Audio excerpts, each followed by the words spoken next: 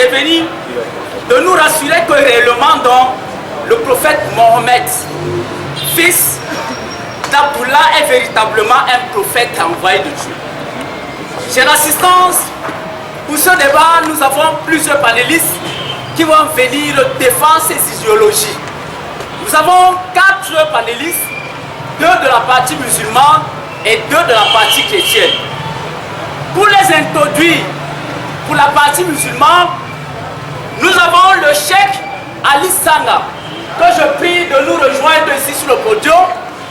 S'il est dans les parages, nous le prions de venir déjà prendre place. Cheikh Ali Sanga.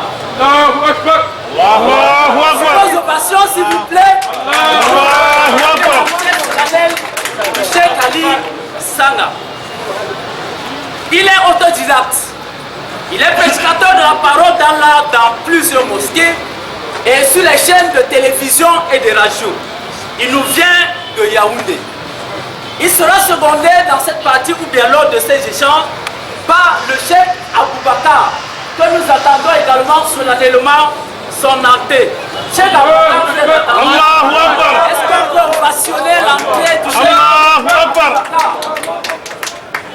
Ok. Voici les 2 panélistes de la partie musulmane. Pour la partie chrétienne, nous avons 2 personnes ressources également. Nous avons l'évangéliste Boni Afet. Est-ce qu'il est là dans les parages? Nous le prions également de faire son entrée. Cher public, est-ce qu'on peut ovationner l'entrée solennelle de Moudibo Abdoulaye? Il se fait appeler le frère de musulmans. Moudibo Abdoulaye est le fondateur des mouvements ANM, qui est dénommé Anou Ministry. Il est missionnaire, il est apologiste, il est spécialiste des questions islamiques. Il est également écrivain, auteur de plusieurs livres. Bonsoir, M. Abdoulaye. Il sera également secondé dans ce débat par un frère, le nommé Kamdem Emmanuel.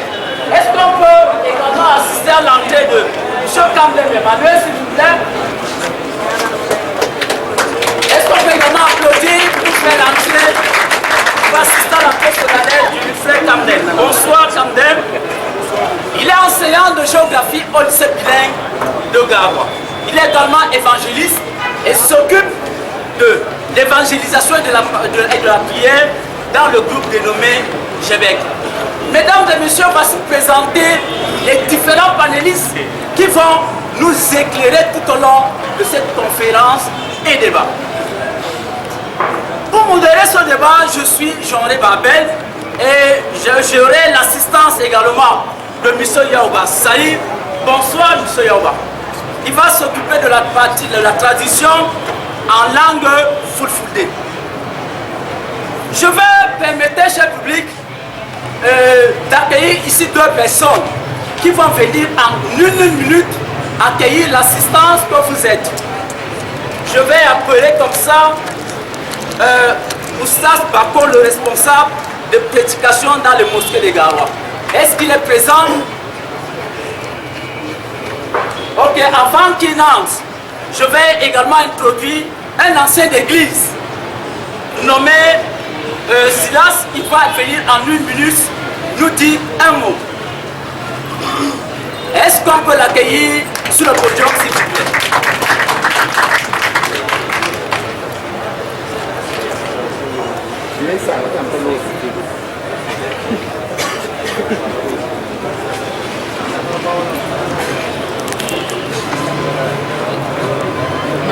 Bonsoir, M. Sali.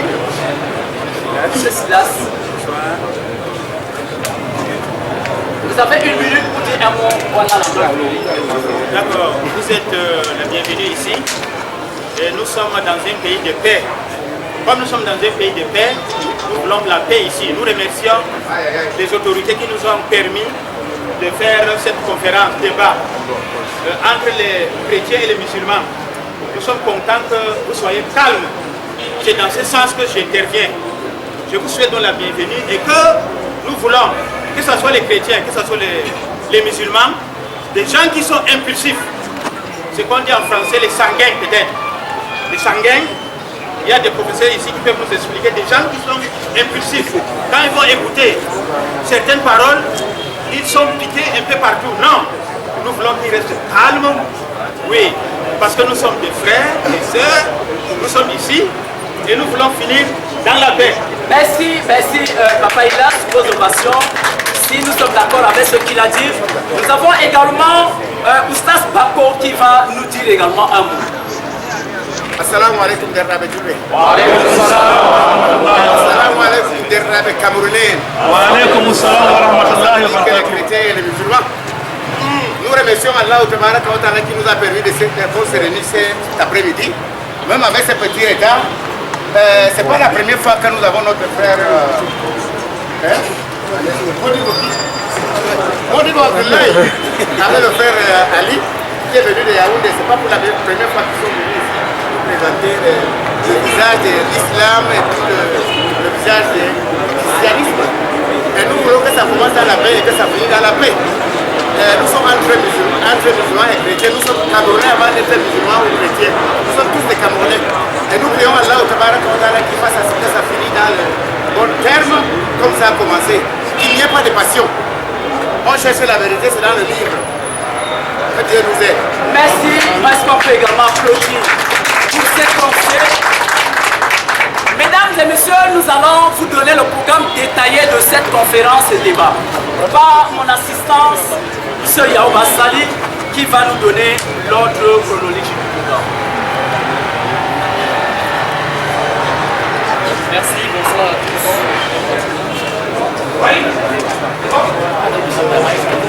Avant d'avoir le programme détaillé, il est de coutume à toute cérémonie de lire d'abord le récépissé de déclaration de manifestation publique. Le sous-préfet de l'arrondissement de Garoua 1er sous-signé atteste que M.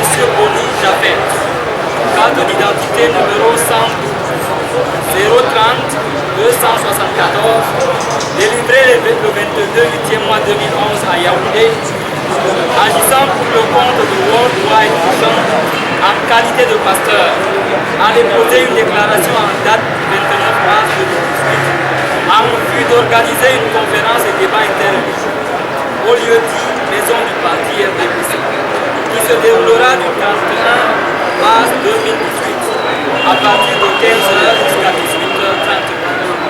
Conformément aux dispositions de la loi numéro 90, base 055, 19 décembre 1990 portant régime de réunions et manifestations publiques, M.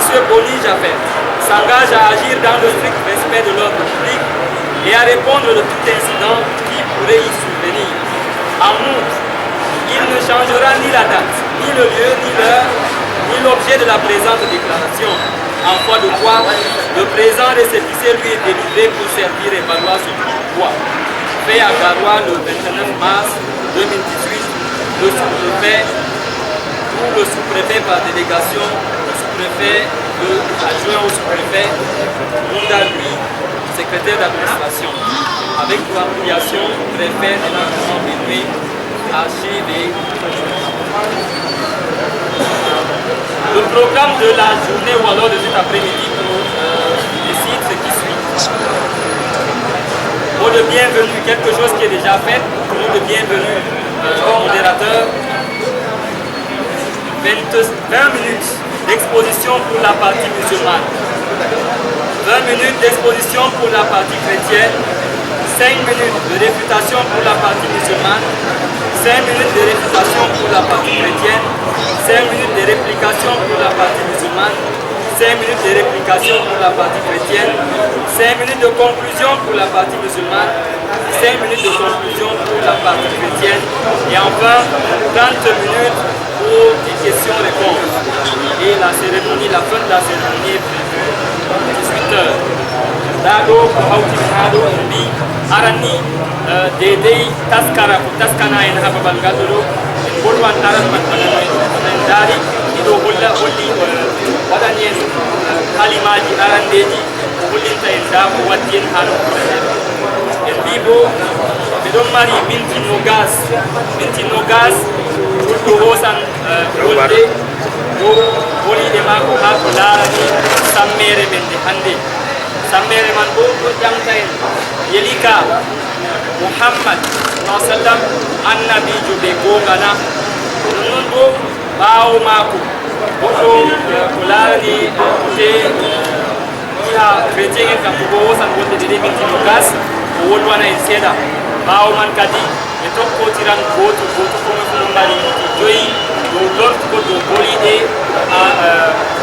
arande bolɗo ɗo kadi ɗeɗe seɗɗa taskana en ɓawa man ɗo mari minti capanɗe tati e dey ƴamɗe wodi yimɓe mari ƴamɗe wodi ɗereji tan mi salline ko ha cakantere man mari ƴamol fi winda mi kositan ɗereji man mi janga mi dama ƴamɗe man ɓawa to ɓe.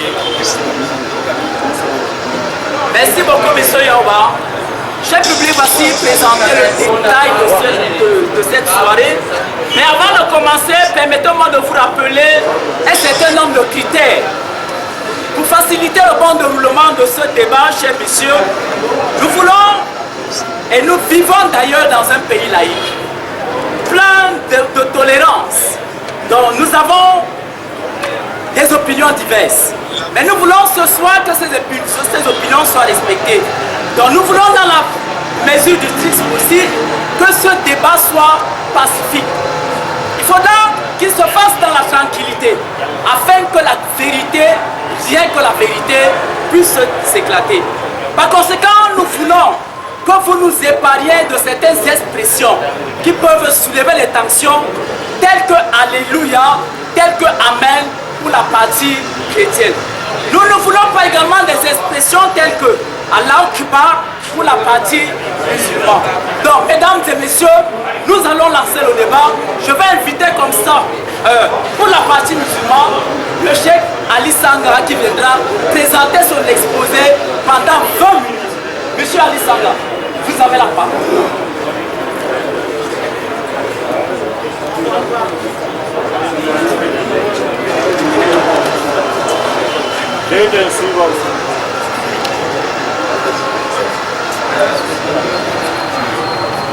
الحمد لله رب العالمين والصلاة والسلام على رسول الله وعلى آله وأصحابه ومن تبعهم بإحسان يوم الدين أما بعد.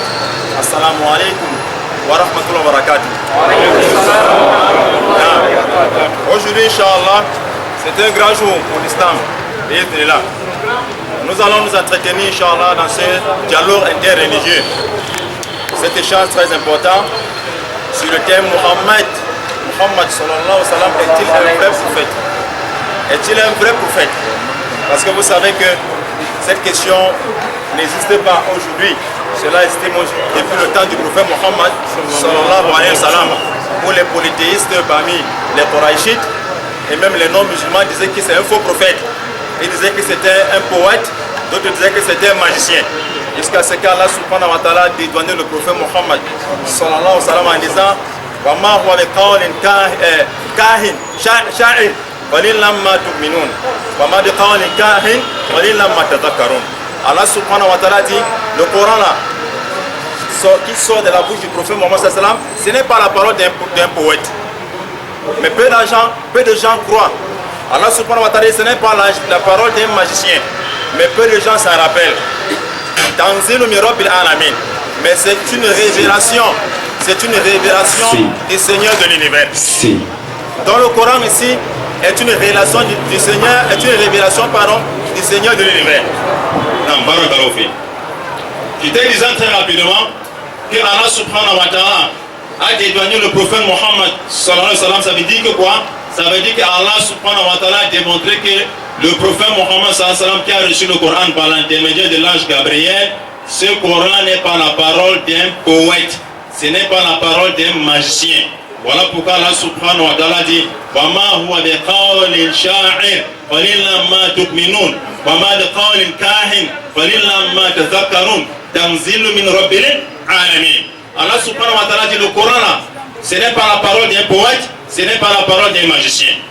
Mais c'est une révélation venant d'Allah subhanahu wa ta'ala. Et aujourd'hui, nous allons élever, Inch'Allah, le nom du prophète Mohammed sallallahu alayhi wa sallam. Est-ce que le prophète Mohammed sallallahu alayhi wa sallam était prophète? Oui, sans hésiter. Mais l'épreuve, c'est quoi? Un dalil. L'épreuve, c'est dans le Coran. Allah subhanahu wa ta'ala dans le Saint-Coran, dans la sourate 21, au verset 107, Allah subhanahu wa ta'ala dit Wama arsalnaka ila rahmatan lil alamin. Allah dit nous t'avons envoyé qu'en tant que miséricorde pour tout l'univers. Allah subhanahu wa ta'ala dit pour tout l'univers, le prophète Mohammed sallallahu alayhi wa sallam est une miséricorde. Allah subhanahu wa ta'ala dit dans la sourate 34, au verset 28, Wama arsalnaka ila kafatan linnas bashira wa nadhira walakin akthara an-nas la ya'lamun. Allah subhanahu wa ta'ala dit nous t'avons envoyé en tant qu'avertisseur ou annonciateur avertisseur à toute l'humanité, mais la plupart des gens ne savent pas. Allah subhanahu wa ta'ala dit walakin akthara an-nas la ya'lamun.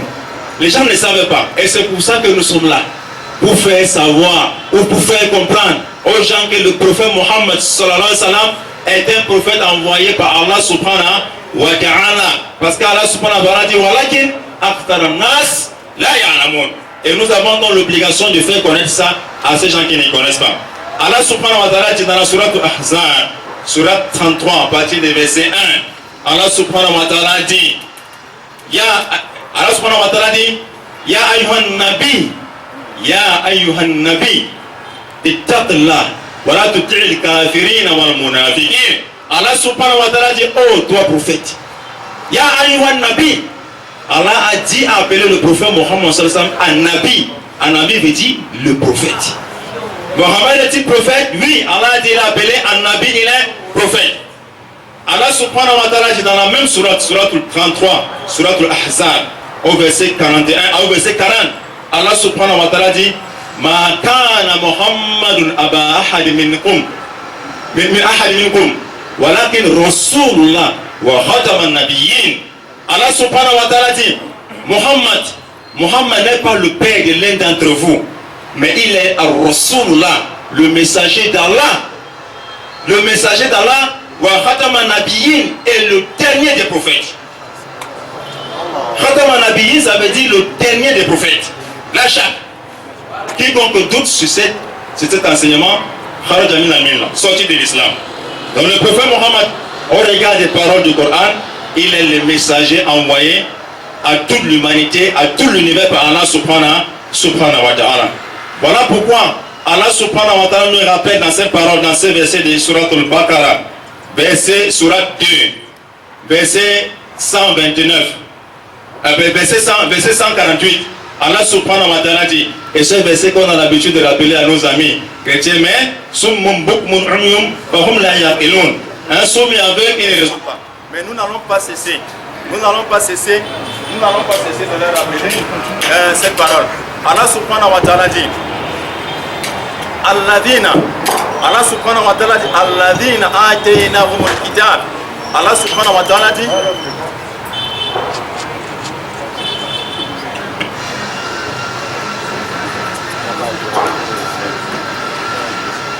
Allah subhanahu wa ta'ala dit Alladhina ataynahumul kitab ya'rifunahu kama ya'rifuna abna'ahum wa inna la fariqun minhum la yaktumuna al-haqq wa hum la ya'lamun. Allah subhanahu wa ta'ala dit ceux à qui le livre a été donné, ça veut dire les Yaoud et les Nasara, les Juifs et les chrétiens le reconnaissent Allah subhanahu wa ta'ala dit Alladhina ataynahumul kitaba ya'rifunahu kama ya'rifuna abna'ahum wa inna fariqum la yaktumuna al-haqq wa inna fariqum minhum la yaktumuna al-haqq wa hum ya'lamun al-haqqu min rabbika fala takuna minal mumtarin. Allah subhanahu wa ta'ala dit les gens à qui le livre a été donné, ça veut dire les Juifs qui ont reçu la Torah, ça veut dire les chrétiens qui ont reçu l'évangile, ils connaissent mieux le prophète Mohammed sallallahu alayhi wa sallam comme ils connaissent leurs propres enfants. Mais la plupart d'entre eux cachent ils cachent la vérité et alors qu'ils connaissent. Allah dit Allah subhanahu wa ta'ala dit la vérité vient de ton Seigneur. Quelle vérité? Rasulullah sallallahu alayhi wa sallam, le messager d'Allah. La vérité vient de ton Seigneur. Ne sois pas parmi ceux qui doutent. Ne sois pas parmi les gens qui doutent. On ne doute pas sur la question de la révélation du prophète Mohammed sallallahu alayhi wa sallam. Voilà pourquoi Allah subhanahu wa ta'ala dans le même Coran, dans la Sourate 2, Sourate al-Baqarah, au verset 97, Allah subhanahu wa ta'ala dit Kul man kana aduwan li Jibril man kana aduwan li Jibril fa innahu nazzalahu ala qalbika bi idhnillah. Allah subhanahu wa ta'ala dit ya Muhammad, celui qui est ennemi de l'ange Gabriel, c'est lui que c'est l'ange Gabriel qui a fait descendre le Coran, la révélation dans ton cœur. Dans ton cœur. Dans ton cœur. Avec la permission d'Allah subhanahu wa ta'ala. Voilà les appréciations, voilà les dalils, les preuves qui montrent que le prophète Mohammed sallallahu alayhi wa sallam est un prophète envoyé par Allah et son messager. Et il y en a beaucoup de preuves comme ça. Allah subhanahu wa ta'ala dit Muhammadun Rasulullah walladhina ma'ahu ashidda'u ma'a kufar wa hurama'u bainahum. Muhammad est le messager d'Allah. Il n'y a pas de doute. Il n'y a pas de doute dans cela. Maintenant la question est de savoir, est-ce que, comme Allah subhanahu wa ta'ala, je le dis dans la sourate 7, verset 157, Allah subhanahu wa ta'ala dit, ceux qui suivent le messager illettré, qu'ils trouvent mentionné dans la Torah, dans les livres, la Torah et l'évangile, le Coran nous dit que le nom du prophète Mohammed sallallahu alayhi wa sallam figure dans la Torah et l'évangile. Maintenant, cela nous interpelle à aller jeter un regard dans ces livres. Quoique nous n'avons pas la Torah authentique, nous n'avons pas l'évangile authentique, mais Allah subhanahu wa ta'ala a voulu que malgré les mélanges, les altérations, les transformations, les changements, les ajouts et les retraits qu'il y a dans la Torah et dans l'évangile de nos jours, Allah subhanahu wa ta'ala a voulu que subsiste une partie de la vérité. Lorsqu'ils ont fait les plans comme Allah subhanahu wa ta'ala dit, Allah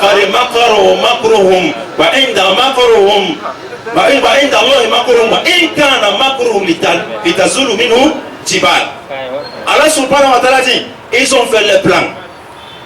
Alors que les plans c'est auprès d'Allah subhanahu wa ta'ala. Même si les plans pouvaient secouer les montagnes. Il vous reste 10 minutes. 10 minutes, mashallah. Et ça me permet d'entrer rapidement dans la Bible et d'amener les similitudes selon la Bible et le Coran. Écoutez très bien. Dans la Bible, nous avons des prophéties de l'annonce de l'arrivée du prophète Mohammed sallallahu alayhi wa sallam.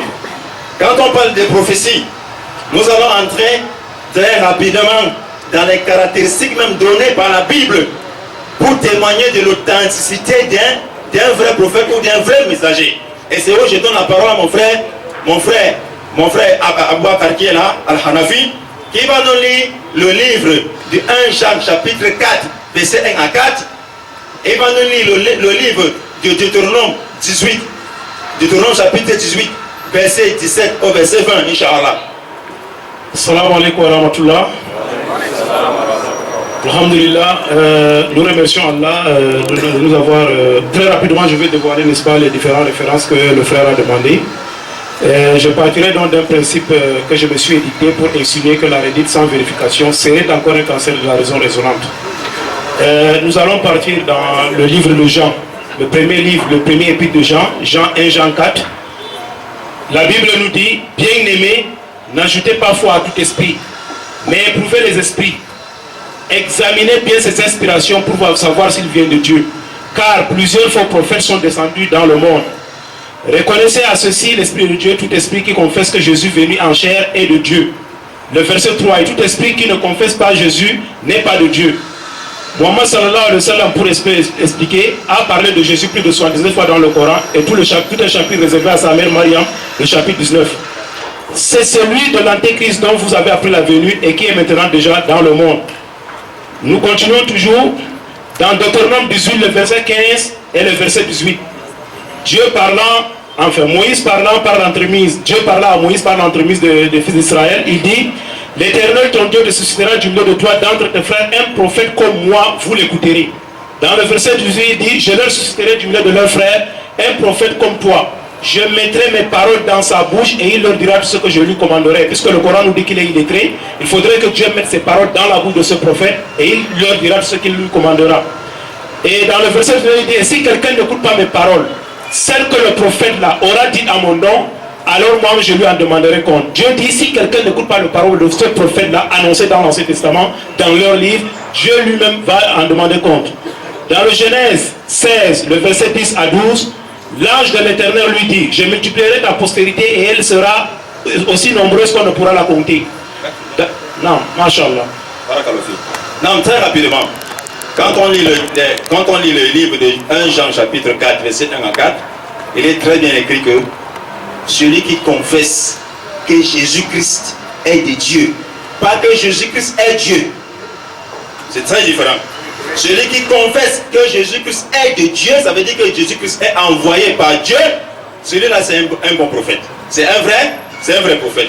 Mais est-ce que le prophète Mohammed sallallahu alayhi wa sallam a confirmé que Jésus-Christ vient d'Allah subhanahu wa ta'ala? Oui!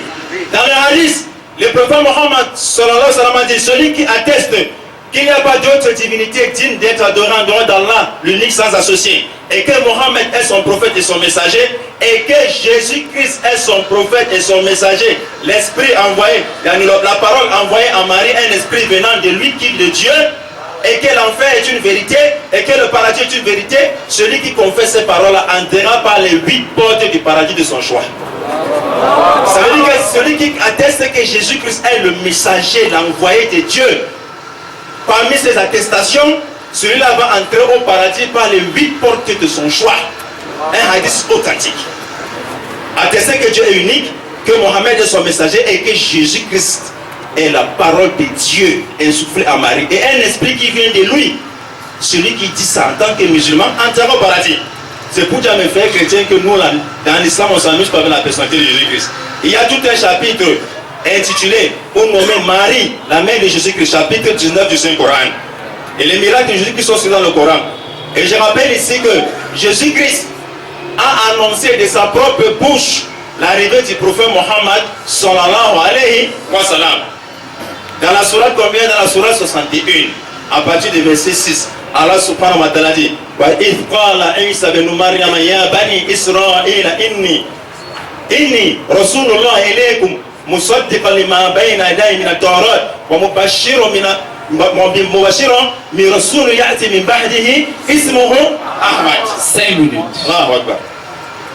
Allah subhanahu wa ta'ala, à travers la bouche de Isa ibn Maryam, Jésus-Christ, nous dit dans le Saint-Coran que Jésus-Christ est venu pour le peuple d'Israël uniquement, pour confirmer ce qui est enterré dans la Torah à lui, ce que Dieu a révélé à Moïse, et pour annoncer la venue d'un messager après lui dont le nom sera Ahmad, qui est le nom du prophète Mohammed sallallahu alayhi wa sallam. Donc si tous les chrétiens de nos jours veulent, ils ne croient pas à l'existence du prophète Mohammed sallallahu alayhi wa sallam comme prophète, mais Jésus-Christ l'a annoncé et ils croient en lui, et il a cru en lui. Donc nous, on s'approche sur la provenance d'Isa ibn Maryam, qui sait et qui a annoncé l'arrivée de Jésus, du prophète Mohammed, et on ne s'en tient pas compte des badauds ou des curieux ou des ignorants qui ne connaissent pas cette information. Très rapidement, dans Deutéronome chapitre 33, verset 1 à 2, prophétie. Il est écrit là-bas, prophétie de la nom du prophète Mohammed sallallahu alayhi wa sallam. Deutéronome chapitre 33, verset 1 à 2. Il est écrit, l'Éternel est venu de Sinaï. Il s'est élevé au-dessus de Syrie, il a resplendu à la montagne des parents. L'Éternel est venu de Sinaï. Nous savons que Sinaï, c'est l'endroit où Moïse alayhi salam a immigré lorsqu'il a délivré le peuple d'Israël de l'Égypte. Il a traversé la mer, c'est au mont Sinaï qu'il a reçu les commandements. Donc quand on parle de Sinaï, c'est Moussa alayhi salam. Il s'est élevé au-dessus de Syrie. Là-bas, Syrie, c'est la Palestine actuelle. Quand on parle de Syrie, là-bas, c'est la présence de Isa ibn Maryam, Jésus-Christ. Il a resplendu à la montagne des parents. Les parents, donc c'est quoi? Parents, c'est quoi? C'est la main. Mais beaucoup de nos amis chrétiens ne savent pas que parents, c'est la main. Nous les donnons un devoir à faire à la maison, aller fouiller c'est quoi parents. Et Allah subhanahu wa ta'ala, dans la sourate 95, du verset 1 au verset 3, Allah nous donne les mêmes prophéties. Lorsqu'il dit A'udhu billahi minash shaitanir rajim, Bismillahir rahmanir rahim, wa tini wa zaytun, wa turi sinin, wa hadha al-balad al-amin. Wa tini wa zaytun, at-tin et zaytun, ici là, dans le tafsir Ibn Kathir, il est expliqué que tin et zaytun, c'est le figuier et l'olivier. C'est deux arbres qui poussent à Jérusalem. Ça mentionne encore la prophétie de Isa ibn Maryam. Quand Allah subhanahu wa ta'ala dit, wa turi sinin, c'est la tour de Sinaï, le mont Sinaï. C'est le mont Sinaï. Et ça monte dans la présence de Moïse au mont Sinaï. Et cette cité sûre, La cité sûre, c'est quoi? Al-Makka, Masjid Haram, cité sûre. Voilà Deutéronome 33, verset 1 à 2. Voilà Surah 95, verset 1. Surah 81, verset 1 à 3. Voilà les prophéties annoncées par Allah subhanahu wa ta'ala sur la venue des prophètes de Muhammad sallallahu alayhi wa sallam. Et très vite, mon frère a dit tout à l'heure, dans une prophétie de Deutéronome 18, où il est écrit, je dis, Dieu suscitera de leurs frères un prophète comme toi. Je mettrai mes paroles dans sa bouche. Et il dira tout ce que je lui recommanderai. Il est écrit là-bas que Dieu dit à Moïse, je susciterai d'entre tes frères, toi Moïse, un prophète comme toi, je mettrai mes paroles dans sa bouche. Et nous savons qu'Allah subhanahu wa ta'ala dit, en s'adressant au prophète Mohammed sallallahu alayhi wa sallam, ma yantiku anil hawa, in huwa illa wahyu yuha. Allah subhanahu wa ta'ala dit, le prophète Mohammed sallallahu alayhi wa sallam ne parlait pas sur l'effet de la passion, mais il parlait sur l'effet de la révélation. C'est ça que la Bible dit, je mettrai mes paroles dans sa bouche et il dira ce que je lui recommandais. Allah a parlé de ça dans le Coran. Ça montre l'authenticité de la parole du prophète Mohammed sallallahu alayhi wa sallam. Maintenant, de leurs frères, quels frères? C'est qui? Là-bas, ce sont les Ismaélites. Ils sont différents des Israélites. Parce que dans Deutéronome chapitre 34, verset 10, il est écrit dans la Bible qu'il n'est plus jamais apparu des prophètes semblables à Moïse en Israël. Une minute. Il n'est plus jamais apparu des prophètes semblables à Moïse en Israël. Ça veut dire que quoi? Ça veut dire que quand la Bible dit d'entre les frères, c'est qui? C'est les frères descendants de qui? D'Ismaël. Parce que Ismaël était le frère d'Isaac alayhi salam, qui avait le même père Abraham alayhi salam, et c'est de Isaac alayhi salam que descendent les Juifs, parmi lesquels Moïse, Haroun, et Abraham et Moïse, Haroun et les autres prophètes tels que David, Salomon. C'est de Isaac. Donc quand il dit de leurs frères, ça veut dire que quoi? C'est les Ismaélites. C'est les Ismaélites. Voilà pourquoi dans Genèse chapitre 16, au verset 12, il est écrit là-bas que Ismaël, l'enfant d'Agar, sera comme un âne sauvage. Il habitera en face de ses frères. Stop, c'est fini. Donc, Inch'Allah, on va continuer. Ok, est-ce qu'on peut ovationner cet exposé titullant du Cheikh Ali Sanga? Nous allons passer également à la partie chrétienne. Je vais vous rappeler, cher public, qu'il y aura une phase questions-réponses. Pour modérer cette partie, nous voulons que vos questions soient répertoriées. Donc, il y aura quelqu'un qui va passer tout à l'heure dans la foule, vous remettre un bout de papier, vous répertoriez la question et vous nous la renvoyez. Donc, vous avez 20 minutes, monsieur Modibo Abdoulaye. Alors, avant de commencer, j'aimerais d'abord vous saluer. Et après vous avoir salué, j'aimerais bénir, dire merci à Dieu, le Père de mon Seigneur Jésus-Christ. Et en même temps, j'aimerais lui demander que sa grâce, son sang me couvre contre toute erreur, afin que je puisse transmettre uniquement la vérité. Au nom de Jésus. Amen. Alors, j'aimerais d'abord préciser que je suis venu ici, nous sommes venus ici, pas particulièrement pour vous offenser. Peut-être je vais utiliser des propos qui vont vous choquer, mais je pense que souvent, pour soigner le palu, on a souvent besoin de la livaquine, n'est-ce pas? On peut avaler, ça fait mal, c'est amer, mais après ça, ça nous guérit effectivement. Donc, nous sommes particulièrement avant avec Ali, nous sommes des amis. Donc, si vous vous fâchez, c'est tant pis pour vous. Après, nous allons partir prendre notre pot de lait. Donc, particulièrement pour montrer symboliquement que nous sommes des amis. Parce que j'ai beaucoup écouté qu'il a dit beaucoup d'allégations, là, beaucoup d'erreurs. Donc, j'ai réservé une Bible pour que, voilà, Ali, c'est un cadeau. Peut-être il pourra lire et cela va lui priver, en fait, ça va le priver de beaucoup d'erreurs, quoi. Alors, Mohamed est-il un prophète de Dieu? Tout le monde a le droit de dire qu'il est prophète. Les témoins de Jéhovah avec Charles Taz et Russell, les Mormons avec Joseph Smith, et tout le monde, même si maintenant vous voulez vous dites que je suis prophète, vous avez le droit de dire que vous êtes prophète. Mais nous, en tant qu'être humain, en tant que personne que Dieu a donné de la sagesse, de l'intelligence, nous n'avons pas le droit de vous suivre bêtement. Nous avons le devoir d'examiner votre déclaration. Nous avons le droit d'examiner votre déclaration. Vous êtes libre de dire que Dieu m'a envoyé. Beaucoup de prophètes ont dit cela, ce sont les vrais. Mais le devoir que chaque être humain a, c'est d'examiner. Est-ce que celui-ci qui déclare être prophète, est-il véritablement un prophète? Alors, l'imam là, l'évêque a passé pratiquement 10 minutes de son temps à donner des affirmations, parce qu'il ne faut pas confondre les affirmations et les preuves. Vous comprenez un peu ça? Il a passé son temps à dire Mohamed est un prophète, Mohamed est un prophète, Mohamed est un prophète. Quelles sont les preuves que Mohamed est un prophète? Les déclarations que je vais vous donner tout à l'heure vont particulièrement peut-être vous choquer. Mais il a dit que par exemple, avant de commencer, j'aimerais vous encourager. Dans la sourate Al-Baqarah, la sourate 2, le verset 136, le Coran ordonne aux musulmans, à tous les musulmans, il dit, dites, vas-y, dites, rapidement.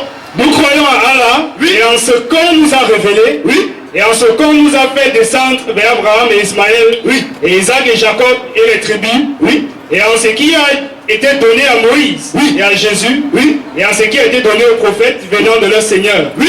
Nous ne faisons aucune distinction entre eux, nous ne faisons aucune distinction entre eux, et à lui nous sommes soumis.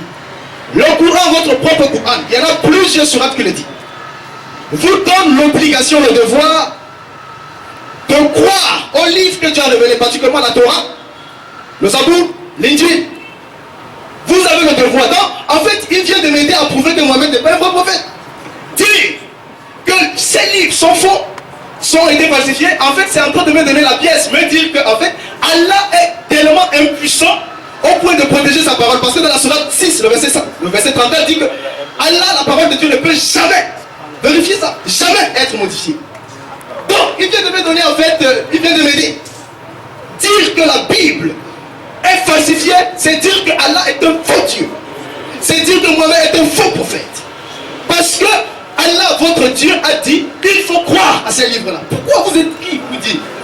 Et en fait, c'est aussi dire qu'en fait, il se pourrait que votre propre Coran soit falsifié, puisque un des livres de Dieu, la Torah, l'Injil, les Zabour, a eu à subir quelques modifications. Qu'est-ce qui empêcherait le diable et tout cela de modifier le Coran? Faites attention aux déclarations. Alors, je reviens à la Bible. Le Coran, dans la sourate 5, le verset 48, verset 46, verset 47, dit aux chrétiens de juger en fonction de ce que Allah a fait descendre sur eux. Donc, en tant que chrétien, j'ai le devoir de vérifier les révélations qui sont venues avant Mohamed pour tester les autres prophètes.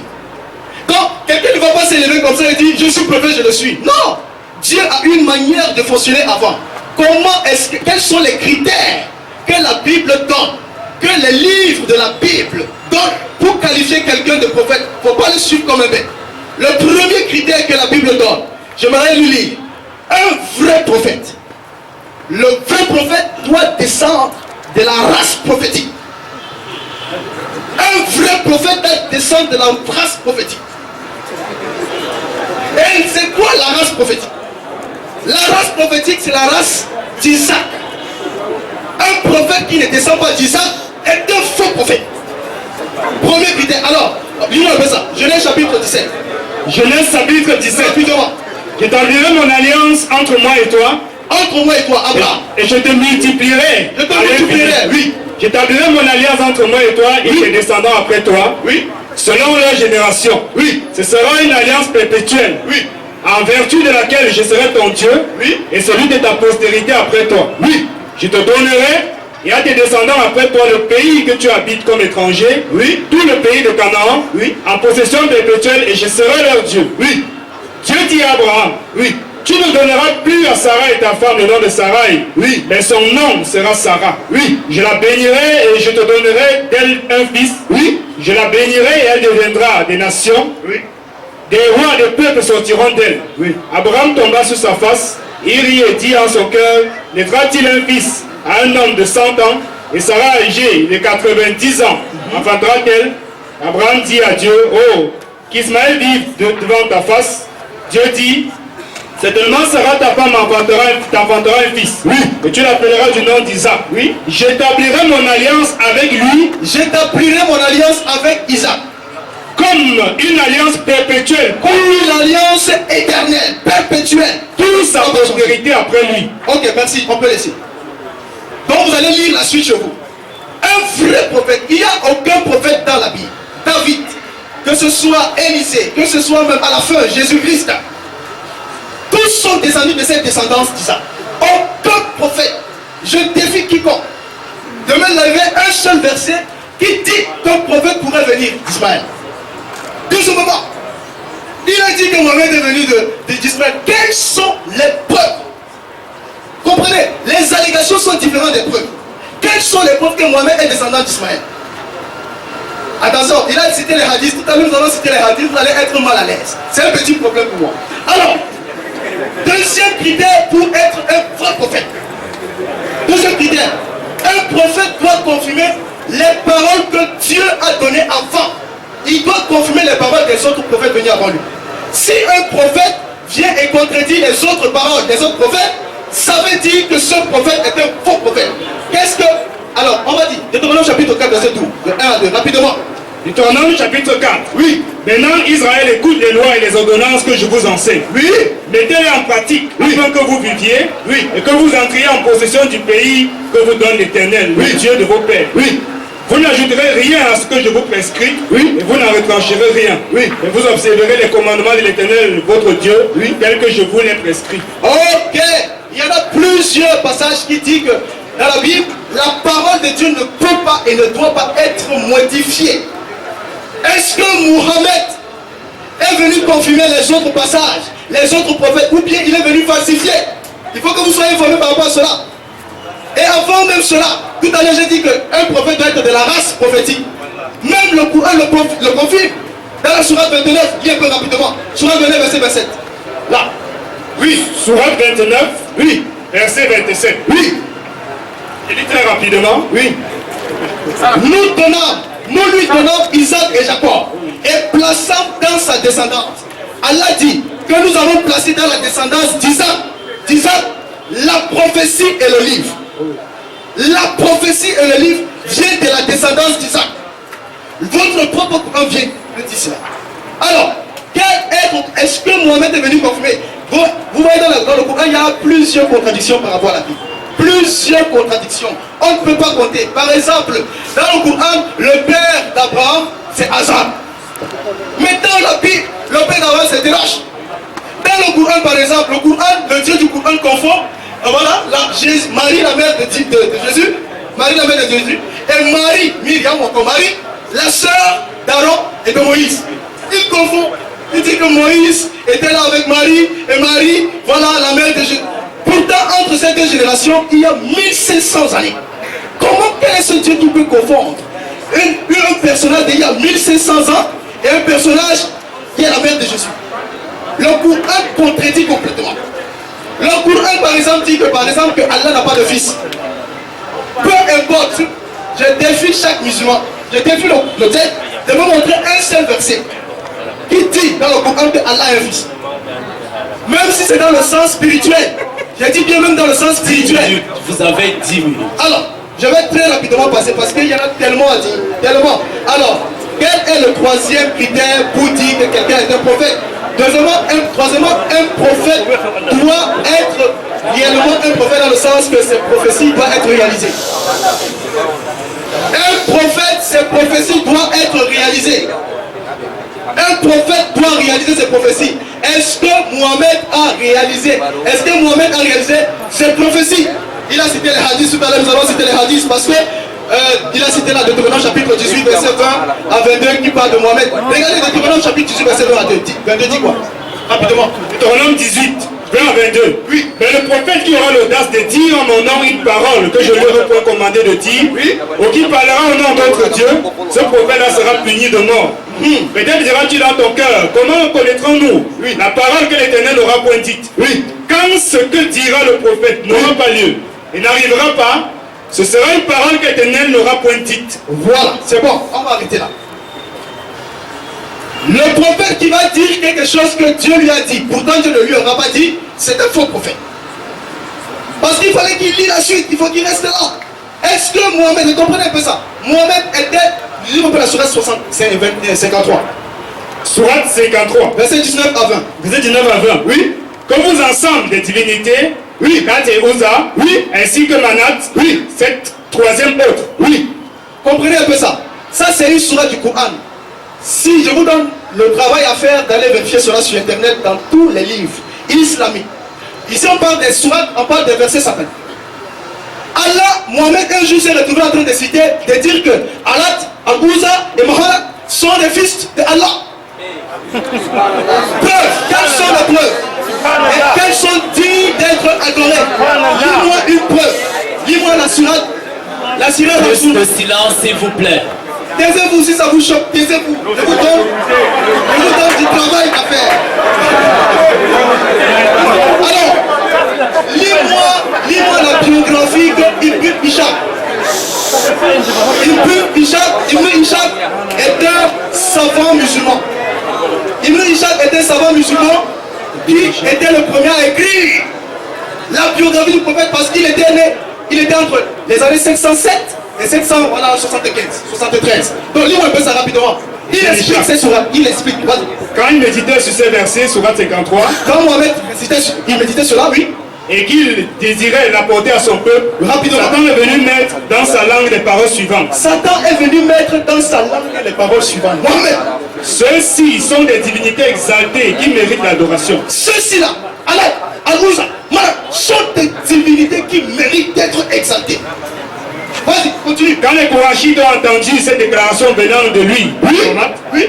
ils étaient contents et Ils étaient satisfaits oui. de la belle manière qu'il parlait de leur divinité. Il parlait de la divinité, oui.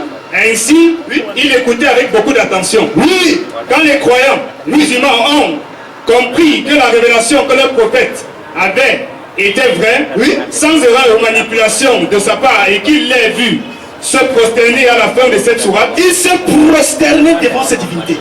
Oh mon Dieu. Vos Et propres maintenant- sources, ce ne sont pas les paroles de Moïse Babdoulaye. Je m'en vais simplement dans vos propres sources, relever les informations que la majorité des musulmans ne connaissent pas ici. Vas-y. les musulmans eux aussi, à leur tour, se sont prosternés. Les musulmans qui étaient avec Mohamed se sont prosternés aussi. Réfléchissez. Vas-y. Les polythéistes, Korachites et les autres qui étaient à la mosquée, Qu'est-ce qu'ils ont fait? se sont eux aussi prosternés quand ils ont entendu le prophète mentionner le nom de leur divinité. Oui. Alors, tous ceux-là qui étaient à la mosquée, croyants et non-croyants, se sont prosternés, excepté Al-Walid, et Moudira, les païens Korachites, sont ensuite rentrés, étant très contents car ils se disaient l'un à l'autre, Mohamed a parlé de notre Dieu d'une manière splendide. Et il a dit de sa propre bouche qu'ils sont des divinités exaltées qui méritent l'adoration et à qui on peut prier. Après, Gabriel est venu vers lui disant, Mohamed, tu fais. Quand tu fais, Mohamed, quand tu fais, oui, vas-y, Tu as récité à ce peuple quelque chose dont je ne t'ai pas révélé de la tu part as de Dieu. récité au peuple quelque chose que je n'ai pas dit. Oh, Mohamed, vas-y. Et tu as dit ce dont il ne t'a pas demandé de dire. Voilà, allons-y, rapidement. Al-Tabari également, c'est un grand historien musulman. Vous connaissez Al-Tabari? Al-Tabari est particulièrement né dans les années 1839. Al-Tabari est le plus grand, je pourrais dire cela, historien qui a raconté toutes les histoires des prophètes. Vas-y, qu'est-ce qu'il a dit? At-Tabari, page 111. Page 111, vous n'allez pas dire le voir ça sur la base. Cette nuit, Gabriel est venu vers lui, de Mohamed, Oui, il est et venu il vers a Mohamed. passé en revue la sourate 53 avec lui. Quand il est arrivé à deux phrases, quand il est arrivé aux deux phrases que Satan avait mises sur sa langue, Satan avait mis dans sa bouche, sa langue. il lui dit que ce n'est pas moi qui t'ai révélé ces deux phrases. C'est pas moi, oh, c'est pas moi, Mohamed, tu as inventé cela. Alors le messager de Dieu a dit, j'ai fabriqué des choses contre Dieu et je lui ai attribué des paroles qu'il n'a pas dit. Un prophète qui dira des paroles et qui dira que c'est moi, c'est Dieu qui l'a envoyé, c'est un faux prophète. Il a cité ça de Deutéronome 18. Mohamed a cité des paroles. Et particulièrement parce que, regardez-moi, je m'appelle la sourate 16. Sourate 16. Regardez l'avertissement du Coran, regardez. Lorsque tu lis le Coran, Lorsque tu lis le Coran, demande la protection d'Allah contre le diable banni. demande la protection d'Allah contre le diable banni. Pourquoi? Vas-y. Il n'a aucun pouvoir sur ceux qui croient Le diable a aucun pouvoir sur ceux qui croient, oui. Et qui placent leur confiance en leur Seigneur. Votre propre Coran dit que le diable a aucun pouvoir sur ceux-là qui croient, les vrais croyants. Mais on voit là que le diable a eu le pouvoir, il a manipulé la langue de votre prophète. Est-il un vrai prophète? Réfléchissez, j'attends les réponses. Alors, Mohamed a dit des fausses prophéties. Est-ce que Mohamed a dit des fausses prophéties qui ne sont pas accomplies? Lis-moi rapidement Sahih Muslim. Il a donné les hadiths ici. Sahih Muslim, livre 53. Oui. Anas rapporte qu'un homme a demandé au messager d'Allah. Oui. Quand est-ce que la fin du monde viendra? La fin du monde va venir quand, Mohamed? Et là, il y avait un garçon de Ansari qui s'appelait Mohamed. Oui. Le messager d'Allah a dit, si ce garçon vit, il n'atteindra pas sa vieillesse avant que la fin du monde arrive. Est-ce que vous êtes encore vivant jusqu'à présent? La fin du monde est venue. Il y en a plusieurs hadiths comme ça, il n'y a pas longtemps, mais on aura le temps de les exposer. La fin du monde est venue? Non. Alors, un vrai prophète pour chuter, parce qu'il y en a tellement à dire, doit parler au nom de Dieu, au nom du véritable Dieu. Le Dieu de la Bible, il ne s'appelle pas Allah, parce que Allah, devant lui, Allah c'est vraiment Allah, le Dieu. Quel est le nom de Dieu dans la Bible? Dans tous les livres islamiques, il n'y en a pas ça. Quel est le nom propre de Dieu? Je défie le musulman de me montrer un seul verset, une référence, peu importe, les hadiths, les tafsirs, peu importe. Le nom du Dieu de la Bible, de Exode chapitre 3, particulièrement le verset 1 jusqu'au verset 14, il s'appelle Yahweh. Yahweh, c'est-à-dire celui qui s'appelle je suis, celui qui est, celui qui est, celui qui est. Je suis celui que je suis. Donc, le nom du Dieu de la Bible, c'est Yahweh. Lis-moi ça rapidement, pardon, ensuite. Exode 3. Oui, vas-y. Moïse faisait paître le troupeau de Jéthro, son père, sacrificateur de Madian, et éliminant le troupeau derrière le désert. 13 à 15. Verset 13 à 15. Oui. Moïse dit à Dieu. Moïse dit à Dieu, comprenez ça. J'irai donc vers les enfants d'Israël, je leur dirai, oui, le Dieu de vos pères m'envoie vers vous. Oui. Mais s'il me demande quel est son nom, oui, je lui répondrai. Oui. Dieu dit à Moïse, oui, je suis celui qui suis. Je suis celui qui suis, donc Yahweh. Une minute. Et il ajouta, oui, c'est ainsi que tu répondras aux enfants d'Israël. Oui. Celui qui s'appelle je suis m'a envoyé vers vous. Oui. Dieu dit encore à Moïse, tu parleras aux enfants d'Israël, l'Éternel, le Dieu de vos pères, le Dieu d'Abraham, le Dieu d'Isaac et le Dieu de Jacob m'envoie vers vous. Oui. Voilà mon nom pour l'éternité. Voilà mon nom pour l'éternité. C'est bon, arrête-toi. Le nom, ce nom ne peut pas changer.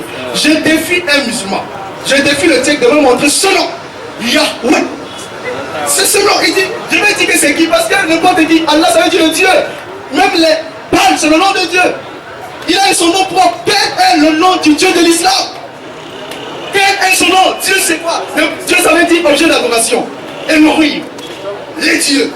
Donc, quel est le nom de votre Dieu? Moi-même ne connaissais pas. Mon Dieu.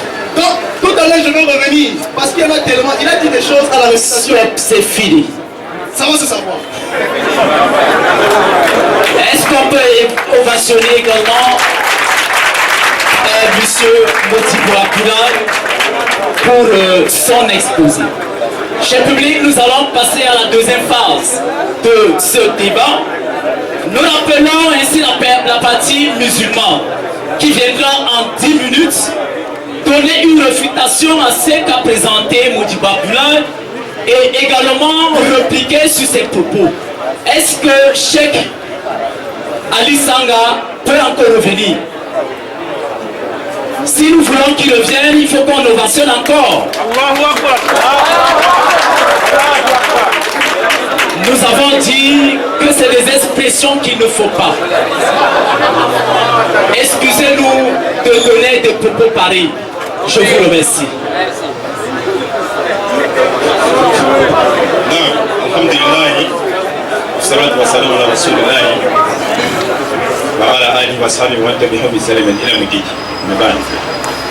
Notre ami Modibo confond toujours les lieux, les moments. C'est pas un lieu de théâtre. C'est pas le théâtre. Je pense qu'il a raté sa profession. Je pense qu'il a raté sa profession. Il amène des versets sataniques. Il n'y a pas de versets sataniques dans le Coran, mon frère. Tu prends un tafsir de Tabarani. Tabarani, son tafsir fait l'objet de divergence. On ne travaille même pas avec le tafsir de Tabarani. Son tafsir, on n'utilise pas. Prends le tafsir Ibn Kafir. tafsir Ibn Kathir, Tabarani ne travaille pas avec son tafsir, parce que son tafsir, il y a beaucoup de mélanges. Tabarani n'a pas fait un travail de fond. Il a mentionné des récits qui ne sont pas authentiques avec des récits authentiques. Donc, on ne travaille pas avec ça. Les savants sont unanimes. Et la preuve de ce qu'il appelle ces versets sataniques, je vais lire les versets du Coran, vous allez me lire ces sataniques. Aussi, le prophète Mohammed a adoré les plus dans les nattes et consorts. Parce que le Coran que je vais lire, on va voir si le prophète Mohammed a adoré toutes ces divinités selon les versets coraniques. Voilà pourquoi il dit que ce qu'il a ramassé là, c'est de la poubelle, c'est de la bouillie poucha, c'est du baragonnage. Alors, subhanahu wa ta'ala, dans la sourate 53, à partir du verset 21, très rapidement, là, subhanahu wa ta'ala dit que vous ensemble, des divinités Lat, Uzza, ainsi que Manat, cette troisième honte, sera-ce à vous les garçons ou à lui les filles? Ça veut dire que ici c'est Allah qui nous transmet les paroles du prophète Mohammed, qui pose la question aux Qurayshis. Est-ce que vous voulez dire que Lat, Uzza et Manat sont à Allah les filles ou les garçons? C'est la question que le prophète pose aux Qurayshis. Parce que je rappelle ici à Boni Jafé, qui s'est habillé comme un musulman pour tromper les gens. Alors que c'est un bon chrétien. Il s'habille comme les musulmans pour tromper. Ça, c'est un signe de l'hypocrisie. Et Jésus-Christ n'a jamais enseigné ça. Nulle part dans la Bible, il faut masquer son identité réelle pour transmettre le message. Ce n'est pas quelque part dans la Bible. Donc, je voudrais lui dire qu'il s'habille comme un bon chrétien. Chère assistance. Et qu'il ne mélange pas les de tranquillité, pardon. Donc, pour créer la confusion. Donc, ici, il est écrit que voilà dans un partage injuste. Ce ne sont que des noms que vous avez inventés. C'est le prophète Mohammed qui dit. Ce ne sont que des noms que vous avez inventés, vous et vos ancêtres. Allah n'a fait descendre aucune preuve à leur sujet. Donc Allah n'a fait descendre aucune preuve sur cette divinité, monsieur Boni Jafé. Voilà le Coran, sourate 53. Il faut le lire. Il faut la lire si vous voulez, une sourate. Allah n'a fait descendre aucune preuve à ce sujet. Ils ne suivent que la conjecture et les passions de leur âme. Donc Allah dit que vous suivez la conjecture et les passions de votre âme. Vous qui dites que Lat, Manat, Uzza sont les divinités qu'adorait le prophète Mohammed sallallahu alayhi wa sallam. Alors que dans la sira du prophète Mohammed sallallahu alayhi wa sallam, il est très clair qu'il arrive, Allah lui donne la révélation lorsque les Arabes adoraient 300 idoles, 300 statues. Mais il est venu leur dire d'adorer une seule divinité qui est invisible, qu'on ne voit pas. Et ça va faire l'objet des conflits et des guerres. À cause, parce que le bon savant fustigeait, dénonçait les statues. Mais notre frère très ignorant dit qu'il adorait les statues. Voilà le Coran qui est clair et net. Ils ne suivent que leurs conjectures et leurs passions, et les passions de leurs âmes. Alors que la guidée leur est venue à leur Seigneur. C'était pour dédouaner, c'était pour dire mon frère qu'il faut encore apprendre à lire le Coran. Et si tu veux le lire bien, il faut venir nous voir. Non. Maintenant, retombons maintenant sur certains passages bibliques. Regardez, nous avons ici la Bible. Nous avons ici la Bible des peuples. La Bible de quoi? Des peuples. Il faut que le caméraman zoome bien. Nous avons la Bible des peuples. Quand on ouvre cette Bible, nous voyons dans cette Bible nouvelle édition révisée et augmentée. Nouvelle édition révisée et augmentée. Révisée et augmentée. La Bible des peuples. On révise la parole de Dieu, on augmente la parole de Dieu. On dit que c'est la parole de Dieu.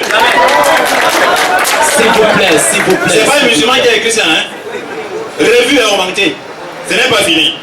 Il dit que Mohammed n'est pas descendant de Ismaël alayhi salam. 5 minutes. Dans Genèse chapitre 18.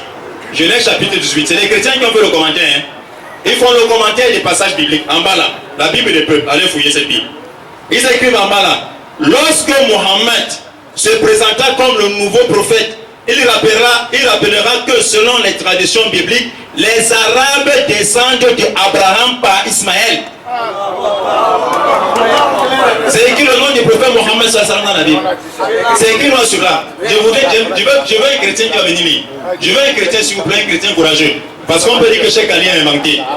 Je veux un chrétien qui est courageux qui va venir lire. Il est écrit là clair noir sur blanc. Lorsque Mohammed, voilà ça, lorsque Mohammed se présenta comme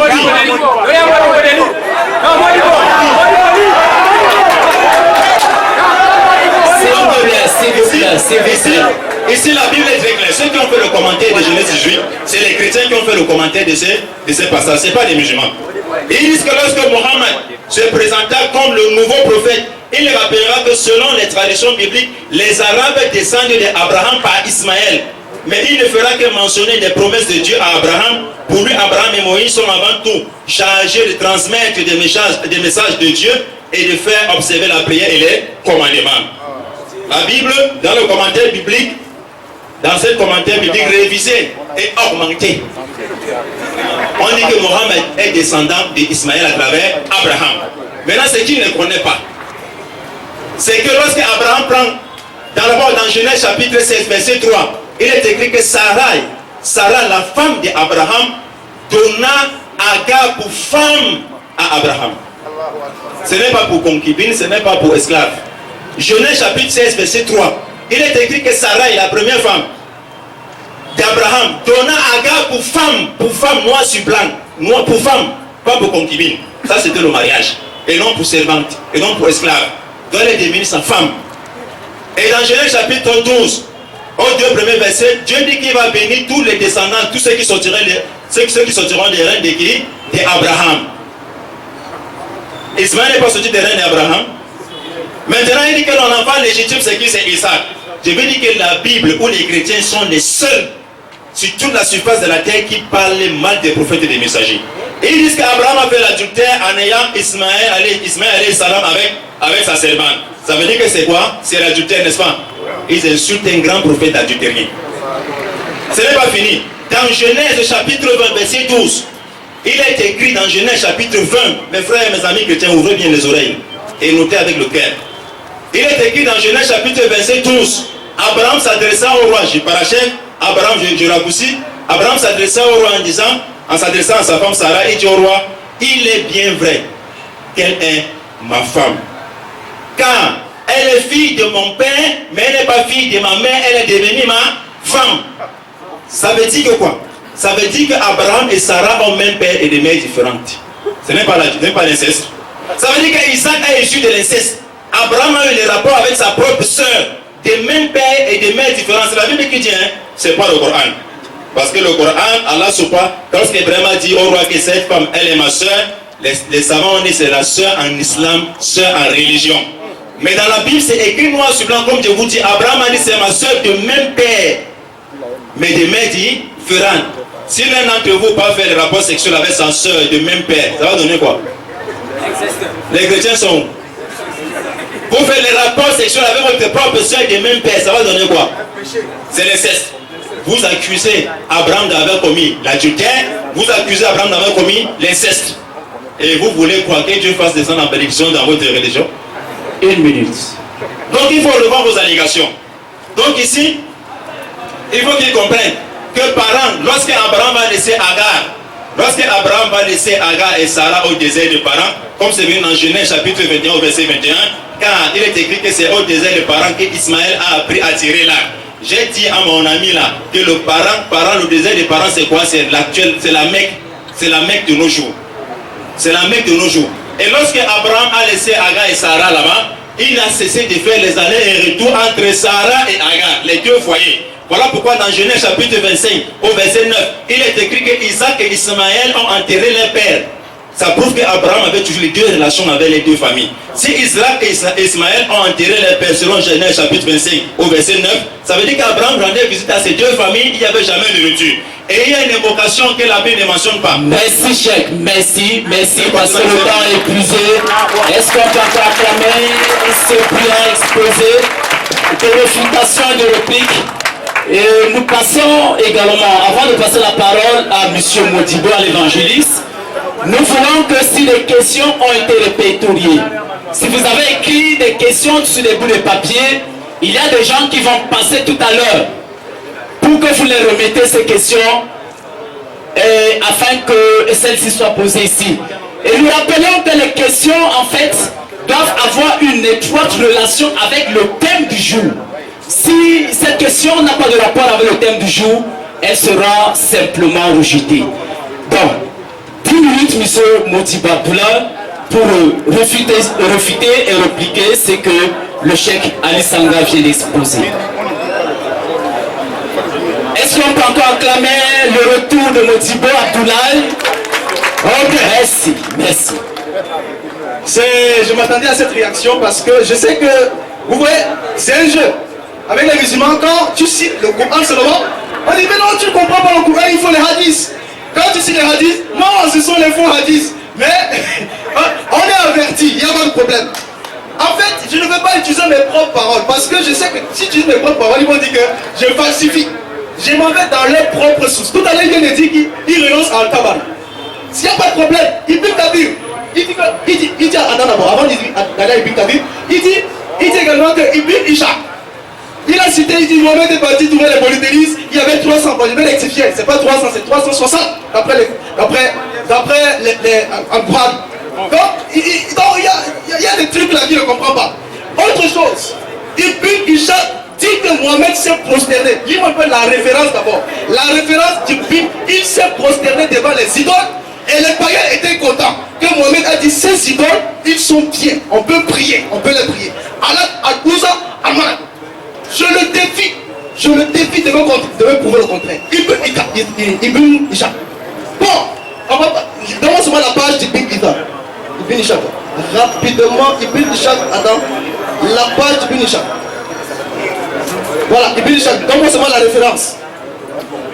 Ibn Ishaq, c'est la référence, c'est quoi? Oh là là, il y a un problème de temps. Bon, on va persévérer avant qu'il nous donne la référence d'Ibn Ishaq. Bon, il a dit quelque chose, regardez un peu. Il a cité dans 1 Jean chapitre 4, verset 1 à 4. Parce qu'il a dit ça au début, mais il y a un problème de temps. Je ne sais pas, mais sinon vous devez rentrer là, sortir de l'islam particulièrement. Parce que les informations qui sont là, c'est choquant. Bon. Non, restez. Il a dit 1 Jean chapitre 4. Il a d'abord dit 1 Jean chapitre 4, n'est-ce pas? Il a dit que voilà, 1 Jean chapitre 4 dit que verset 1 à 4 que celui-là qui reconnaît Jésus, voilà, il est de Dieu, on va le suivre. Mais il ne sait pas qu'il est en train de m'aider encore à prouver que Mohamed est un faux prophète. 1 Jean chapitre 2, 1 Jean chapitre 2, pas 6. 1 Jean chapitre 2, rapidement. 1 Jean chapitre 2. Oui. Je vous ai écrit. Verset combien? Verset 21 à 22. Et vous comprenez ça? 1 Jean chapitre 2, verset 21 à 22. Il a cité 1 Jean. Il a cité Jean 4 où il dit que, voilà, verset 1 à 4, il dit que voilà, celui-là qui reconnaît l'Esprit, reconnaît Jésus, voilà, est Dieu. Mais il ne sait pas que le même Jean dit que Mohamed est un antichrist. Dis-moi que ça. Je vous ai écrit, oui, non que vous ne connaissiez pas la vérité, oui, mais parce que vous la connaissez, et parce qu'aucun mensonge ne vient de la vérité. Aucun mensonge ne vient de la vérité. Qui est menteur? Qui est menteur? Sinon c'est lui qui nie que Jésus est le Christ.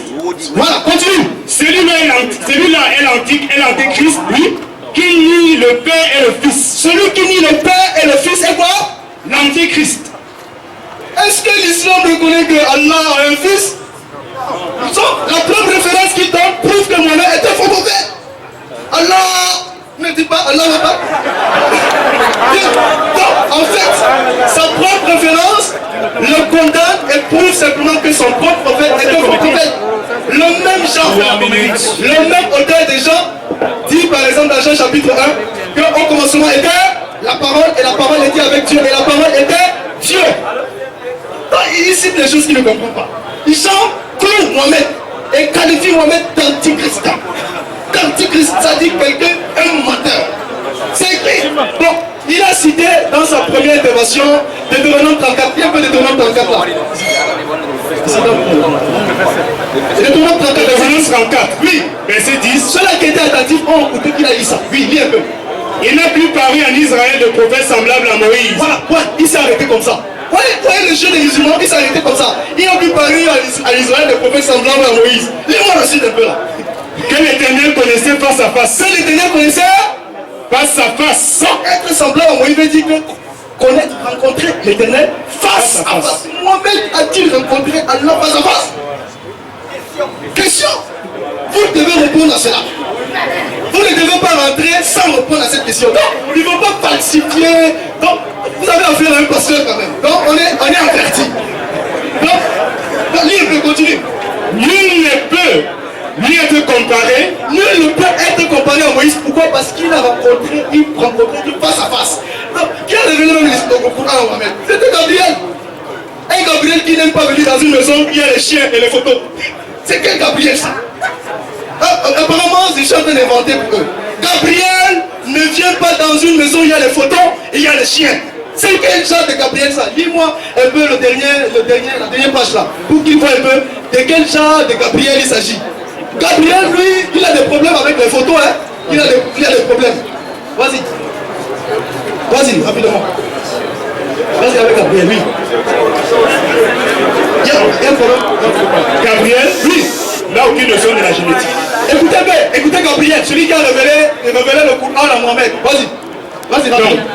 Anas rapporte, oui, que quand Abdullah bin Salam. Attends, d'abord, la référence c'est quoi? La référence Bukhari, oui, Sahih Bukhari. C'est un hadith.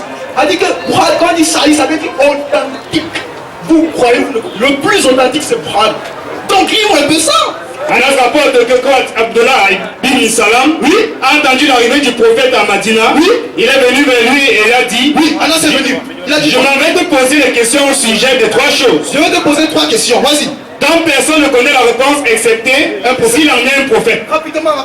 Première question, quel est le premier prodige de l'histoire du monde? Quel est le premier prodige de l'histoire du monde? Première question. 2. Oui. Quel sera le premier repas que prendront les habitants au paradis? Les gens du paradis vont manger quoi? Oui. 3e question, pourquoi est-ce qu'un enfant ressemble à son père et pourquoi est-ce qu'il ressemble à son oncle maternel? Donc pourquoi un enfant ressemble à son père et pourquoi il ressemble à son oncle maternel? Quelle est la réponse de la 3e question? Le messager d'Allah dit. Le messager d'Allah dit, Allah fait comme ça, il dit oui. Jibril vient juste de me dire la réponse à cette question. Jibril vient de me dire quelque chose. En ce qui concerne la ressemblance de l'enfant, c'est Monsieur Modibo, oui, nous mettons une pause à votre exposition. Pourquoi? Nous voulons éclairer le public sur le thème. Parce que nous nous rendons compte que les questions qui sont posées ici n'ont pas trop de rapport avec le thème. Je dis le thème est intitulé Mohamed est-il un vrai prophète de Dieu? Il faudra que soit vous donnez un argument ou vous posez la question en relation avec ce thème. Malheureusement, nous recevons des questions qui n'ont pas trop de trait à ce thème. Donc, nous aiguisons encore votre... nous vous demandons encore une fois de plus de poser des questions en rapport avec ce thème. Vous pouvez recommencer. Vas-y, je continue. Donc, Jibril vient juste de me dire les réponses à ces questions. Mohamed dit que je viens de recevoir la révélation là. Oui. Pour ce qui concerne la ressemblance de l'enfant à ses parents, donc un enfant qui ressemble à ses parents, il explique la génétique. C'est quoi? Si un homme a des rapports sexuels avec sa femme, si un homme a des rapports sexuels avec sa femme, oui, que c'est lui qui atteint l'orgasme, c'est lui qui atteint l'orgasme en première position. Oui, l'enfant ressemblera à son père. L'enfant va ressembler à son père. Et si par contre c'est la femme qui atteint l'orgasme, oui, en première position, qu'est-ce qui va se passer? L'enfant va ressembler à sa mère. Donc, si tu ressembles à ton père, c'est parce que c'est ton père qui a eu l'orgasme en premier. Voici la génétique, Elisa. Les personnes intellectuelles réfléchissent pas comprendre, c'est du n'importe quoi. Voilà. C'est quoi encore Gabriel? On lit un peu la suite. Gabriel, est-ce qu'il aime les photos? Oui. Gabriel? Oui. Lis la suite, oui. Ok, c'est la partie. C'est quelle page? Vas-y. Oh, il y a un problème de temps. Il y a un problème de temps, c'est quelle page là-bas, Gabriel? 2 minutes. Oh. Bon. Le temps que tu trouves Gabriel, vas-y. Voilà, c'est la page 13, vas-y la page 14. Gabriel n'aime pas les maisons où il y a les photos. Gabriel n'aime pas les maisons où il y a les photos, comprenez? La personne qui a levé le Coran là, vous allez comprendre, vas-y. Bukhari 459. Oui. Aïcha rapporte que oui, j'ai empilé un oreiller pour le prophète sur lequel il y avait des images. Aïcha, c'est la femme la plus aimée de Mohamed. Pourtant, le Coran dit qu'il ne faut pas avoir plus de femmes, plus de 4. Il ne faut pas avoir même plus d'une. Si tu sais qu'il ne faut pas les aimer, même. Mais il a eu 9. Là, il était le Superman. Mais Aïcha était sa préférée. Bon, quand même, continuons. Le Superman, un prophète qui doit être un modèle, ben lui, il est au-dessus de la loi. Mais réfléchissez quand même. Sur lesquelles il y avait des images décoratives semblant au petit poussin. Oui. Il est venu et s'est tenu au milieu des jambes. Rapidement. Et il avait un visage montrant qu'il était fâché. Mohamed s'est fâché parce que Aïcha a fait un oreiller avec les images. Elle a brodé les photos, des choses comme les oreillers sur ça. Oui, vas-y. J'ai dit, oh messager d'Allah. Oui. qu'est-ce qu'il ne va pas? Il dit, oui, quel est ce type d'oreiller? Quel est ce type d'oreiller, Aïcha? J'ai dit, j'ai prêté cet oreiller pour toi afin que tu puisses te reposer dessus. Oui. Il a ensuite dit, ne sais-tu pas que les anges n'entrent pas dans les maisons où il y a des photos? Ne sais-tu pas que les anges n'entrent pas dans les maisons où il y a les photos? Et quiconque fait une photo sera puni le jour de sa résurrection. Est-ce que vous avez les photos à la maison? Donc, ça dit, quelqu'un qui a ces sens-là, ces sens, lui, ça dit que le toucher, le goûter, tous ces sens-là, ça dit que tu comprends ça. Et tu compares à la révélation que l'ange Gabriel de la Bible, tu dis que ça, c'est l'erreur. C'est sauve qui peut. Parce qu'il y a des personnes, peut-être, ils ont peur d'être de sortir les hommes parce qu'ils ont peur de ce qui va se passer. Mais ils ont peur. Qu'est-ce que le Coran? Parce que la Bible dit, Jésus dit qu'on va reconnaître les prophètes à leurs fruits. On reconnaît les véritables prophètes à leurs fruits. Matthieu chapitre 7, verset 21. Verset 15 à 21. Donc, quels sont les fruits moraux?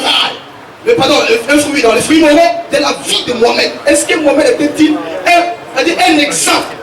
Je vais chuter par là. Premièrement, vous allez constater que dans les hadiths, Mohamed, le prophète de l'islam, c'est-à-dire qu'il institue ce qu'on appelle la Moutaha. Moutaha, c'est quoi? Monsieur Modibo, votre temps s'est épuisé. Merci. Merci pour votre intervention. Merci beaucoup. Mesdames et messieurs, chère assistance, nous arrivons ainsi aux deux phases principales de cette conférence et débat. Nous allons passer à la dernière partie qui est réservée à la phase des questions et réponses. Nous avons recensé 4 questions qui ont plus ou moins de rapport avec le thème. La première question s'adresse à M. Modibo Abdoulaye. Ce dernier demande, qui est ce prophète annoncé dans le livre de Jérémie? Jérémie 3, le verset 28 à 9. Jérémie 28, le verset 9. Jérémie 28, pardon. Jérémie 28, le verset 9. Jérémie 29. Ok, vas-y, Jérémie 28. 28, le verset 9.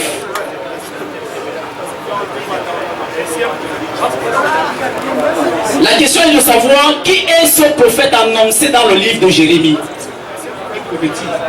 Jérémie, chapitre 28, verset 9. Mais si un prophète prophétise la paix, c'est par l'accomplissement de ce qu'il prophétise qu'il sera reconnu comme véritablement envoyé par l'Éternel.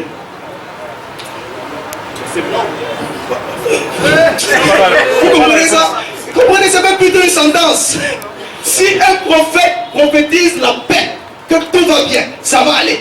Hein? Et c'est par l'accomplissement de ce qu'il prophétise qu'il sera reconnu. Donc si un prophète dit quelque chose et que cela ne s'accomplit pas, et c'est un faux prophète. Vous aidez, vous m'aidez encore à prouver que votre Mohamed est un faux prophète. Donc, la question, il ne parle pas. Comprenez, je réponds à une question. Vous comprenez très bien la lecture de la question. Regardez. Mais si un prophète prophétise la paix, soyez intelligents. C'est par l'accomplissement de ce qu'il prophétise qu'il sera reconnu comme véritable envoyé par l'Éternel, Yahweh. Voici le verset 28 qui s'arrête là-bas. La réponse ici ne s'adresse pas à un prophète venu. On donne plutôt un critère pour reconnaître un prophète. Un prophète qui te dit qu'il y aura la paix et que la paix ne s'accomplit pas, c'est un faux prophète. Merci pour la réponse. Merci pour la réponse, monsieur Modibo Abdoulaye. Nous posons la deuxième question, s'il vous plaît. Permettez, nous avons passé du temps, il faudra qu'on finisse. La deuxième question, ce n'est pas un prophète qui nous vient de Jean-Michel. Si Mohamed n'est pas un prophète, il est donc quoi ou qui? La question est à qui, à moi? À vous. Merci beaucoup. Merci, monsieur Jean-Michel, pour ce privilège que tu me donnes particulièrement de dire la position, parce que regardez, il y a 3 options. Quand une personne dit que je suis prophète, il y a 3 options. Premièrement, soit il est envoyé de Dieu. Deuxièmement, soit il a été inspiré par des démons. Troisièmement, c'est une présomption, c'est sa propre décision. Donc, je viens de vous prouver que Mohamed n'a pas été envoyé par Dieu. Donc, il y a 2 possibilités. Soit il a été inspiré par un démon. Deuxièmement, soit il s'est auto-proclamé parce qu'il ne respecte aucun critère biblique d'un prophète. Merci beaucoup. Aussi simple. Merci. Nous allons poser question au cheikh Ali Sanga. Celui-ci demande, le nom de Mohamed se trouve-t-il dans la Torah ou l'Évangile? Je veux savoir dans quelle sourate cela se trouve-t-il. Allahu Akbar.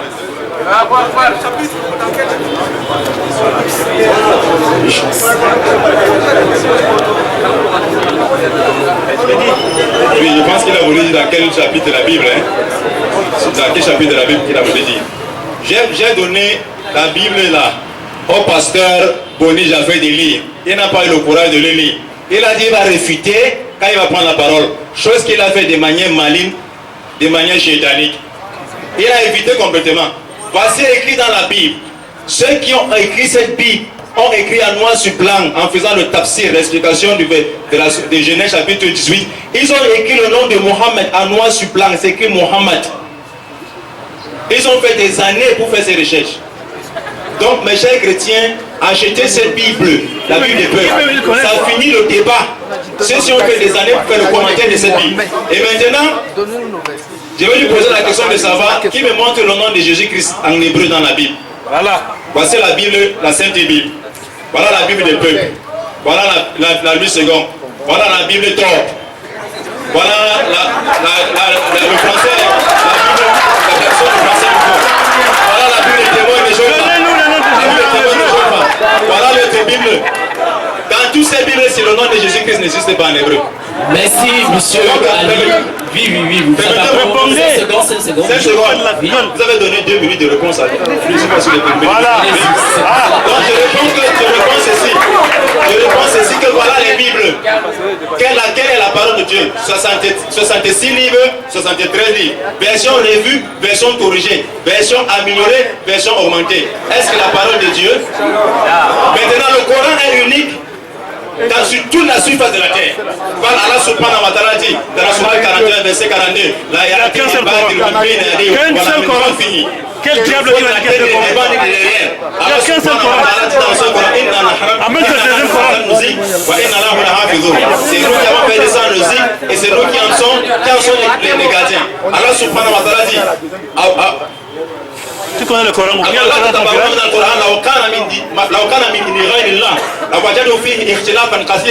Ne médite pas sur le Coran. Si ça venait d'autres personnes qu'Allah subhanahu wa ta'ala, ils vont voir beaucoup de contradictions. Il a dit tout à l'heure que l'ange Gabriel fuit les images. Il dit que l'ange Gabriel fuit les images. Dans la Bible, Exode chapitre 20, verset 4, il est écrit qu'il est interdit. Merci, Ali, merci. Il y a une question qui vous est adressée. Si Mohamed était celui annoncé par Jésus, donne-t-il un message contraire à celui de son prédécesseur, selon Sourate 9, verset 5, ou alors Sourate 47, verset 4, et Sourate 9, verset 29? C'est plus une dissertation qu'une question, hein, mais nous allons prendre juste la première partie. Si Mohamed était celui annoncé par Jésus, donne-t-il un message contraire à celui de son prédécesseur? J'espère que la question... Non, le message, il n'y a pas de contradiction entre tous les prophètes. Parce que Allah subhanahu wa ta'ala dit là, nous ne faisons pas de distinction entre eux parce que tous sont des prophètes, des messagers de Dieu. Ils ont tous un message central. Quel message central? L'unité de Dieu. Voilà pourquoi Moïse l'a dit dans la Bible. Deutéronome 6, chapitre 6, verset 4. Que Ismaël, Adonai Elohim, Adonai Ehad. Écoutez Ismaël, le Seigneur notre Dieu est l'unique Seigneur. Jésus reprend les mêmes versets. Jésus reprend les mêmes versets dans Marc 12, verset 29. Ismaël, Adonai, Elohim, Adonai, Ehad. Et le prophète Mohammed Sassam reprend les mêmes versets. Kul huwa Allahu ahad, Allahu samad, lam yalid wa lam yulad, wa lam yakul lahu kufuwan ahad. C'est le même message. Je vais dire à Boni Jaffé qu'il est tellement ignorant. Exode chapitre 20, verset 4. La Bible interdit. Dieu interdit de reproduire les images, les statues. Il dit que l'ange Gabriel a peur des images. Alors que la Bible interdit de reproduire tout ce qui est dans les cieux et sur la terre comme être vivant, comme être animal. Et je suis passé cette question en disant ceci. L'Éternel dit, quand il dit que celui qui est prophète, c'est celui qui a vu, qui doit voir Dieu. Il est écrit Exode chapitre 33, verset 20. Voilà, à 18h00, cher Ali, merci. Une seconde, s'il vous plaît. Une seconde. Une seconde est déjà à côté. 5 secondes. 5 secondes. Je veux chuter, c'est un verset qui a commencé. Exode chapitre 33, verset 20. L'Éternel dit, tu ne pourras pas voir ma face, car l'homme ne peut voir ma face et vivre. Dieu dit que personne ne peut voir sa face et vivre. Personne n'a vu la face de Dieu. Donc Moïse n'a jamais vu la face de Dieu. Jésus qui n'a jamais vu la face de Dieu. La Bible dit tu ne peux pas voir la face de Dieu et vivre. Donc, merci. Est-ce qu'on peut façonner cette conférence et débat dans le temps? Nous n'avons plus du temps. Non, monsieur, il n'y a plus à répliquer. Je suis le président de séance. Il n'y a plus à intervenir. Par conséquent, est-ce qu'on peut façonner pour cette conférence et débat d'échange entre toutes les parties musulmanes comme chrétiennes ce soir? Mesdames et messieurs, chère assistance, nous vous remercions vivement pour votre assistance, pour votre tranquillité et pour la convivialité qui a permis que ce débat se déroule de la plus belle manière.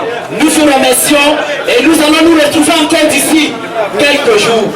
Nous continuons à remercier les autorités de la ville, le maire de l'arrondissement de Garoua 1er, nous remercions le sous-préfet de Garoua 1er, nous remercions toute l'assistance, toutes les autorités pour nous avoir donné l'occasion, le privilège de parler de ce débat.